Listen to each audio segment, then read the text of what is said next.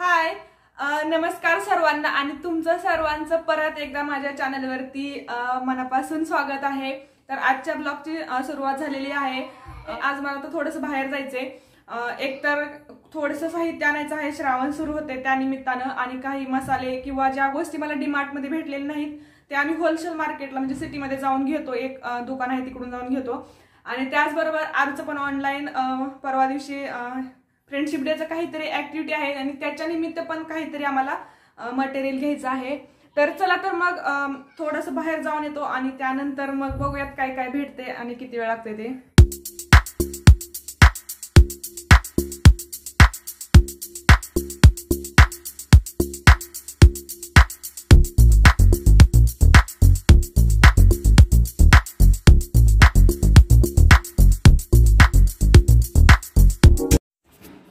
तर हेच ते शॉप आहे, म्हणजे होलसेल मार्केट आहे इकडे। तर थोडं सिटीमध्ये जावं लागतं दूर, पण आम्ही जातोच, कारण की बऱ्याच वेळा काय होतं, ड्रायफ्रुट्स हे आम्ही जरा जास्त क्वांटिटीमध्ये घ्यायचे जर म्हटलं तर याच दुकानामध्ये जातो। गहू वगैरे किंवा जे मसाल्याचे पदार्थ असतात म्हणजे एकदम फ्रेश स्टॉक असतो, होलसेल असल्यामुळे कमी प्राइस असते। आणि असे जे असतात की आपण डेली म्हणजे मंथली ज्या गोष्टी घेत नाही त्या गोष्टी आम्ही इकडून घेतो, म्हणजे ड्रायफ्रुट्स, गहू वगैरे, आणि त्यानंतर मग मसाले। बऱ्याच वेळा काय होतं, ज्या गोष्टी डीमार्टमध्ये भेटत नाहीत त्या इथे भेटतात, आणि मग एकदम होलसेल असल्यामुळे प्राईस पण त्याची कमी असते, फ्रेश असतं, त्याच्यामुळे मग आम्ही इकडे जातोच। तर ते त्यासाठीच गेलो होतो, कारण की मी मागेच डीमार्टला तर जाऊन आली, पण मग ड्रायफ्रूट्स सगळे संपले होते घरचे, मग त्यामुळे। आणि आता कसं सीझन पण चेंज होत आहेत, मग म्हटलं चला मला डिंक लाडू पण करायचे होते आणि त्यानिमित्त मग मला सगळेच ड्रायफ्रुट्स घ्यायचे होते। तर सगळे एकदमच जर घेते मी तर 1-1 किलो घेते बऱ्याच गोष्टी, आणि चांगल्या भेटतात त्यामुळे। आणि घरात कसं सगळ्या वस्तू असल्या म्हणजे कसं, म्हणजे मुलांना पण खायला होतं, खातात ते, म्हणजे मनुके वगैरे, काजू आवडतात, तर हे असं चालूच असतं। आणि डिंक लाडू करण्यासाठी मग मला सगळे ड्रायफ्रुट्स लागतात, त्यामुळे मग मी इथे जाऊन ते एकदम 1-1 किलो असं क्वांटिटीमध्ये घेतच असते।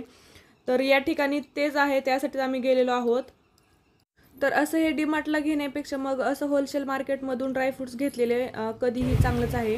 तर बघा 1-1 किलो मी घेतलेले होते, तर खूप प्राईसमध्ये फरक पडतो 1-1 किलो जर घेतलं, आणि तेच जर पाव किलो जर घेतलं ना तर मग नाही का जास्त फरक पडतो, त्यामुळे मग घेतो। कारण की दर महिन्याला थोडं थोडं घेण्यापेक्षा 2-3 महिन्यातून मग एकदाच घ्यायचं, आणि असं कसं राहतं, फ्रेश भेटतं पण, आणि जास्त क्वांटिटी पण येते, आणि आपले पैसे पण थोडेफार वाचतात। तर हे मी घेतलेलं आहे। फक्त मनुके भेटले नाहीत, ते मी साईडच्या दुकानातून मग घेतले। आणि असं हे ब्युटिफुल वडोदरा, म्हणजे मागच्या पण 1-2 व्हिडिओमध्ये मी दाखवत असते हा जो ब्रिज आहे, आणि त्याच्यावरती जे सोलर सिस्टीम बनवलेलं आहे खूप छान आहे, आणि एकदम मस्त, म्हणजे परफेक्ट टायमिंगला आम्ही आलेलो होतो। बघा हे इतकं छान कलरफुल लाईटिंग होते, म्हणजे हे रात्रीच्या वेळी, म्हणजे मला वाटते 6 ते 7च्या नंतर असू शकतं असं अंधारच्या टायमिंगला, तर एवढं सुंदर दिसतं ना, बघा किती मस्त दिसत आहे, खूप छान आहे। आणि इथे जो ब्रिज आहे तिकडे पण मग आम्ही असं बऱ्याच वेळा बसतो, बरेच तिथे लोक असं बसायला येतात, म्हणजे वेळ घालवतात। खूप छान आहे हे ठिकाण, आमचं बराच म्हणजे आवडीचं आहे हे।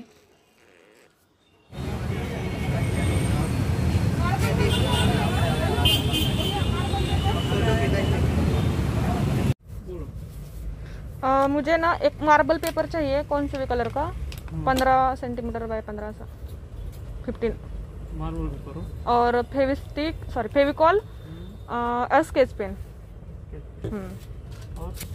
हाँ चलेगा, और एक फेविस्टिक पेन देना, और स्केच पेन बोला, हाँ दिया है, मार्बल पेपर, और कुछ। ये बॉल कितने का है?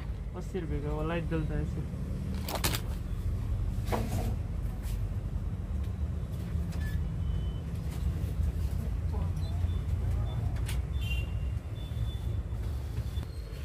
कलर तुम दीजिए था, कौन सा भी कलर चलेगा, एनी कलर। कटिंग आपको करना पड़ेगा। हाँ ये तो करना है, कटिंग आपको मतलब 15 बाई 15। हाँ 15 बाई 15 का कट करो ना, आप कटिंग कर लेना ऐसा। अच्छा मुझे करना पड़ेगा, वाला पैकिंग पेपर होगा। हाँ चलेगा, कोई बात नहीं, मैं कर दूंगी। ग्रीन या फिर ऑरेंज दे देना, हाँ एक ही चाहिए। इसका 4 भाग करोगे तो 15 बाई 15 हो जाएगा। हाँ चलेगा। आणि परत मग आम्ही घेऊन आलो, तरी बऱ्याच वस्तू राहिल्या कारण की मग आम्हाला तिकडे दुकानामध्येच फार वेळ गेला. आणि त्यानंतर आरूचं फक्त जे साहित्य होतं ते मी पटकन घेतलं कारण की म्हटलं उद्या जर नाही जाणं झालं तर मग फ्रायडेला त्याचं ॲक्टिव्हिटी आहे. आणि घरी आल्यानंतर मग आमचा ठरलेला मेनू असतो उशीर झाला की मसाले भात करणे, कारण की सगळ्या भाज्या टाकतो, डाळ असते, तांदूळ असतात, पौष्टिक पण होतं, जास्त हेवी पण होत नाही, खायला पण छान लागतं, आवडतं पण. तर हे माझा खूप आवडता मेनू आहे आणि बनवायला खूप सोपा आहे.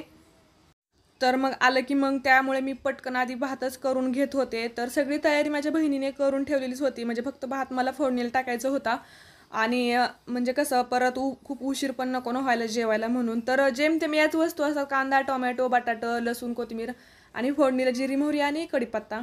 तर यामध्ये आपल्याला खूप जास्त काही टाकायची गरज पण पडत नाही, पण खूप टेस्टी होतो हा जो मसाला राईस आहे. आमच्या घरात तर खूप फेवरेट आहे. मी आठवड्यातून एक वेळा तर हे नक्कीच बनवते. आणि असं उभं उभं चिरून घ्यायचं म्हणजे एकदम नाही का भारी दिसतं सुद्धा ते. आणि आता या सगळ्या गोष्टी परतून झाल्यानंतर यामध्ये फक्त आपल्याला हळद टाकायची, थोडीशी थोडीशी लाल मिरची, कारण हिरवी मिरची आपण टाकलेलीच होती त्यामुळे थोडीशीच टाकते मी, जास्त नाही. आणि खूप जास्त मसाल्यांची पण काहीच गरज नसते. आणि डाळ आणि तांदूळ म्हणजे जर 2 वाट्या तांदूळ असेल तर मग अर्धी वाटी मुगाची डाळ मी त्यामध्ये मिक्स करून ते भिजत ठेवलेलंच असतं अगोदर, आणि मग ते टाकायचं आपल्याला.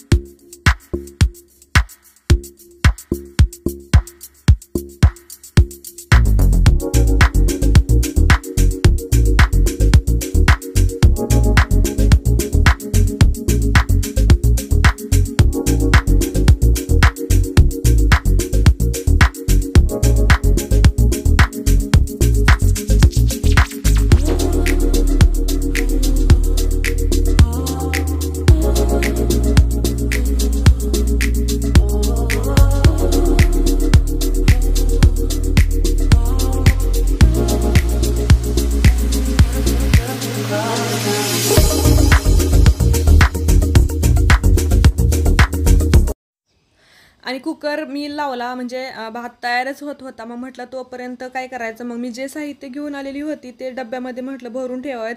एक तर किराणा आणलेला होता, घरून एवढं सामान घेऊन आलेली होती, डब्यामध्ये तर जागाच नव्हती, पण तरीही म्हटलं ॲडजस्ट करून करून ठेवायचंच आहे, कारण की असं वर ठेवलं असं राडा दिसण्यापेक्षा मग नाही का ते डब्यामध्ये सेट केलेलं कधी चांगलंच.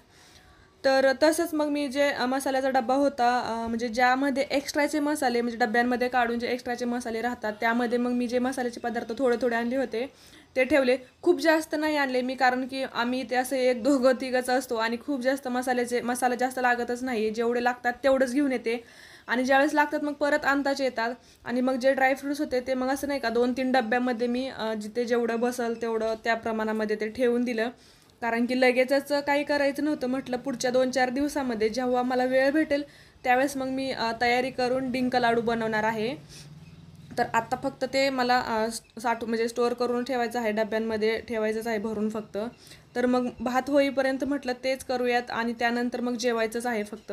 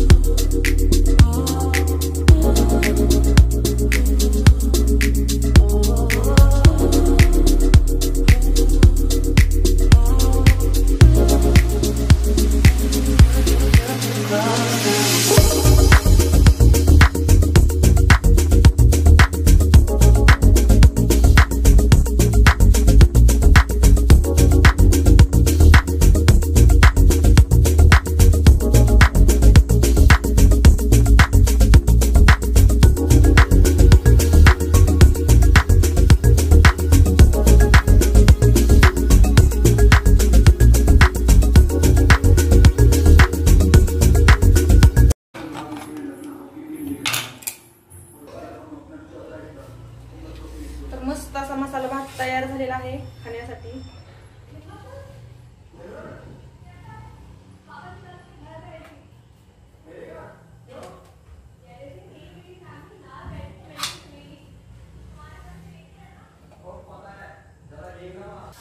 मस्त लोणचं याच्यासोबत एकदम चटपटीत.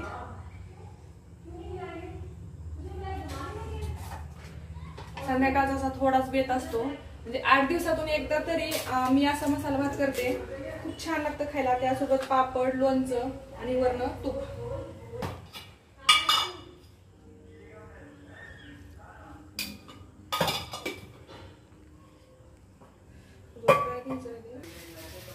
आणि हे ऑप्शनल आहे, पण माझ्याकडे आता शिल्लक आहे तर मी घेते आणि याच्यामध्ये थोडीशी अशी मिक्स करून खायला.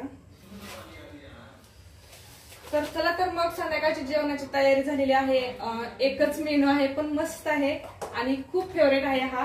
तर आता आम्ही सगळेजण जेवायला बसतो. तुम्ही सुद्धा या मस्त असा मसाला भात खायला.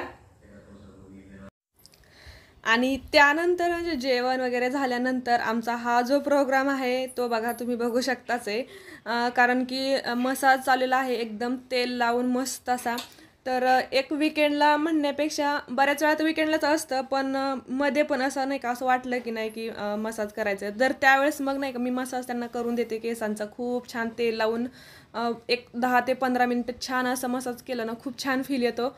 म्हणजे मला पण माहिती आहे, कारण की आमच्या दोघांमध्ये असंच आहे की ज्यावेळेस मी तर त्यांची करतेच, पण एखादी वेळ अशी असते की मला असं वाटलं की नाही, मलाच नाही का थोडंसं डोकं वगैरे दुखतंय किंवा नाही का तेल लावायची खूप गरज आहे आणि मला स्वतःला ते हाताने नाही लावायचं, त्यावेळेस मग ते सुद्धा मला खरंच लावून देतात.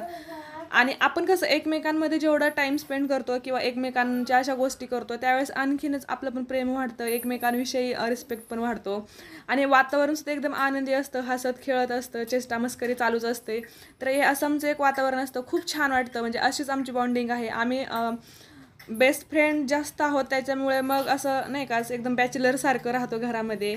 सगळ्या गोष्टी एकमेकांच्या करतो, एकमेकांना तेवढंच रिस्पेक्ट देतो, एकमेकांची कामं करतो. त्यामुळे अजूनच हे बॉन्डिंग जे आहे एकदम म्हणजे छान बनत चाललेलं आहे, एकदम भारी आहे. दिवसेंदिवस ते एकदम फुलत चाललेलं आहे. तर आपण एकमेकांच्या गोष्टी जर अशा केल्या, एकमेकांचा मान ठेवला तर नाही का, म्हणजे आपलं जे नातं आहे ना ते अजूनच घट्ट होतं, आपलं जे बॉन्डिंग आहे ते अजूनच चांगलं होतं. तर आम्ही ज्यावेळेस करत असतो त्यावेळेस मग पोरांचं पण असं चालू असतं. म्हणजे शियाला तर लगेच तेल डोक्याला लावायचं असतं. कधी कधी मग आरू तिच्या डोक्याला लावतं, पण आरू आज थोडासा व्यस्त होता मोबाईलमध्ये, त्यामुळे तो आणि शिया अशी पप्पाची मालिश करते छानपैकी. तर अशी नाही का, प्रत्येक रिलेशनशिप वेगळी असते, प्रत्येकाचे स्वभाव वेगवेगळे असतात. पण ज्यावेळेस आपण नवरा बायको असतो, आपल्याला एकमेकांचे स्वभाव माहीत असतात, एकमेकांच्या इच्छा अपेक्षा काय असतात ते माहीत असतात. आणि त्या आपण न सांगता जर एकमेकांच्या पुरवल्या तर त्यावेळेस एक वेगळंच नाही का आपल्या मनामध्ये छान फिलिंग येते, असं छान वाटतं. आणि जर असंच करत राहिलं तर आपलं जे बॉन्डिंग आहे ते आणखीन चांगलं होतं.